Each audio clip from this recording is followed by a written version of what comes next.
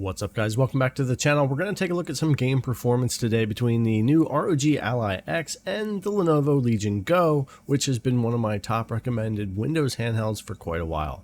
But I've gotten very used to the Ally X since it's come out, and I've been comparing it to the original Ally, and I wanted to take some time to compare it to the Legion Go here.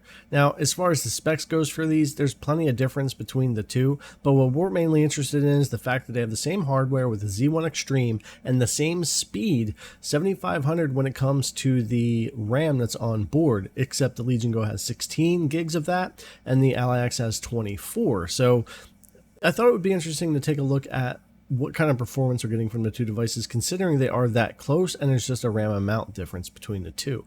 I did compare in my last video the Ally X to the OG Ally with the slower RAM and showed quite a difference between those two devices in that video, both with the redesign and the refresh, but also in the game performance, where the Ally X pretty much beat the OG Ally in any game we would throw at it, whether it be the performance or the frame time, smoothness of the game, and that type of thing. The additional speed really does help when it comes to graphics and GPUs.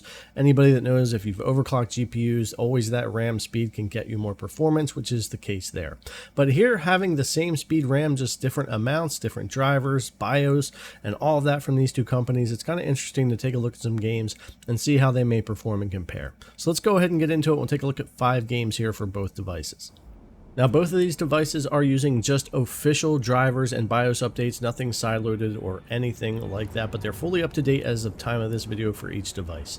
And in Starfield, you'll see that the Lenovo Legion Go does actually perform a little better when it comes to FPS, but overall playing the game and how it feels, the Ally X, I think with its additional RAM overhead there, actually does play the game a little bit smoother. And when I'm moving around in the world, usually I'll get less of those dips in frame times or issues that you'll see in Starfield because of that additional RAM, and I think it's able to have the assets loaded up and ready to go. It's definitely in Starfield an overall smoother experience. As to where the Go might pull out a couple of frames here and there better, it definitely feels better over on the Ally X because it does feel more stable and just overall looks better. Now, of course, this is going to depend on what game you're playing, areas of the game you're playing, and all those kinds of things, but I'll just show you some examples throughout here and do the best I can to give you an idea of how these are going. But the Lenovo Legion Go actually surprised me quite a bit in this video. It oftentimes does have more higher performance than the Ally X, not by much, but just a little bit, which is interesting. It could come down to more mature drivers and BIOS and all of that, because there's of course differences there.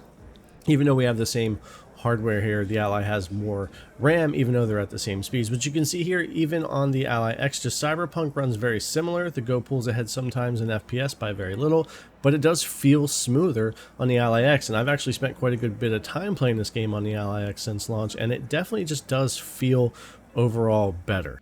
However, when it comes to the FPS, again, super similar, 51.6, 51.8, and 52.47 for the Ally and the Go across the board there. So, I mean, super similar. Like I said, the Go would pull ahead from time to time, but ultimately, the frame times and gameplay feels a bit smoother on the Ally X. Now, 4 gigs of VRAM is not enough for this game. It really prefers VRAM over system RAM. It scales better on the system side than it does on the VRAM side. So 6 gigs or 5, but Legion Go only has the 6 option. That gives us a little bit better performance there. But the Ally has the best of both worlds with the higher speed RAM and the ability to have the system RAM and VRAM we need to run the game really, really well. Again, the Go sometimes does have a little bit higher FPS in this game, probably due to those drivers and stuff, but the performance, just the overall feel of the game does tend to feel better on the Ally, especially somewhere like Dogtown here, where we actually do have a lot more need for RAM and stuff here. It's a different area of the game that doesn't run as well as the original areas, and the Ally X does run that a little bit better. Now, an older game like Shadow of the Tomb Raider is a cool one to take a look at because it is just an older game and it's not going to have quite the RAM requirements and that type of thing.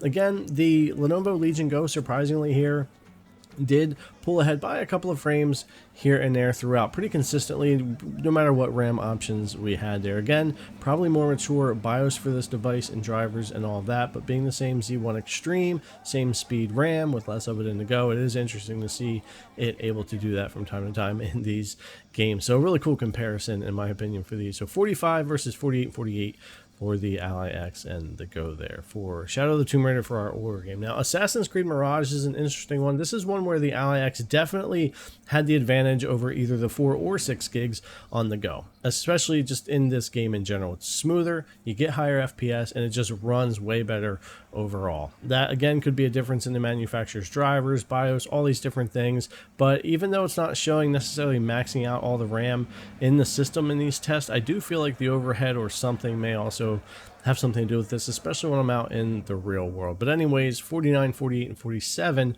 there for those guys. And I ran these multiple times and got the same thing over and over again for those.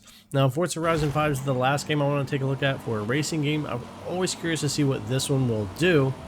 The Ally X beat the OG Ally by 8 frames, I believe it was 6 or 8 frames per second in the benchmark testing pretty consistently. So I want to see how the Go would do here. And the Go actually runs this game very, very well up against the Ally X and even beats it by a little bit and does really well. So that was surprising here too. So again, drivers, BIOS, whatever the case is there. I ran these over and over again, same settings for everything.